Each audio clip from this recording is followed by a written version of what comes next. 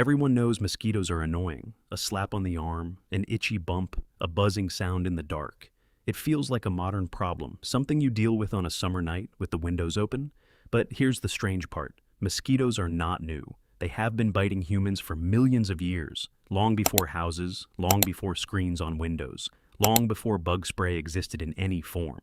So how did early humans survive nights in swamps, rivers, and jungles, crawling with mosquitoes carrying deadly diseases? The real question is this: what stood between our ancient ancestors and total exposure to one of the deadliest animals on Earth? And the answer may be much older than most people think. Imagine waking up 30,000 years ago beside a slow-moving river. The air is warm and thick. Insects hum somewhere close, waiting for the sun to dip low. There is no repellent spray. There is no mesh over the sleeping area. There is only fire, smoke, and the people around you. This was daily life for early humans in many parts of the world. Rivers meant water and food. Wetlands meant fish, birds, and fresh plants. But wetlands also meant mosquitoes, sometimes in overwhelming numbers. Survival meant learning to live beside a threat that could not be seen coming until it was already too late. How did people avoid getting sick from something this small and this constant? A single bite might mean nothing. But in mosquito-heavy regions, thousands of bites a year were common. That kind of exposure carried real danger, from irritation and infection to deadly illnesses passed through insect bites. This was not a minor annoyance. For some ancient groups, it may have shaped where they lived, when they slept, and how they built their fires. To understand how they coped, we have to look at smoke. Archaeologists have found evidence that ancient humans built fires not only for warmth and cooking, but specifically positioned to create smoke clouds around sleeping areas. Certain plants, when burned, produce thick, insect-repelling smoke. Some researchers believe early humans experimented with different woods and leaves, discovering by trial and error which ones kept the biting insects away. But that creates another mystery. If fire and smoke were the answer, why do we still find evidence of thick mud coating on ancient human remains in some regions? This is where things get weird.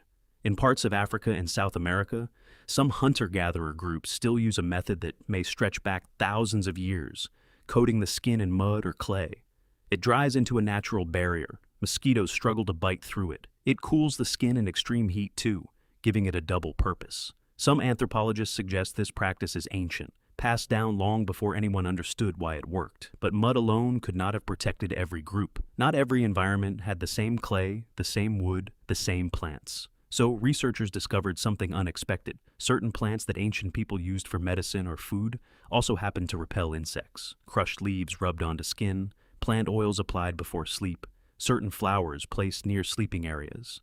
Some of these plants contain natural compounds that insects avoid, the same class of chemical building blocks found in some modern repellents today. This raises a bigger question. Did ancient humans understand the science behind what they were doing? Almost certainly not. But they understood something more powerful: pattern and memory. If a certain plant meant fewer bites and fewer sick mornings, it was remembered. It was passed down. It became tradition long before it became science. And this is where things get stranger. Still, some researchers believe that early human migration patterns may have been shaped in part by mosquito density. Groups may have avoided certain marshlands entirely during peak insect seasons, choosing higher, drier ground instead. If true, this means something remarkable. A tiny insect may have quietly influenced where entire groups of ancient humans chose to build their lives. Think about that for a moment.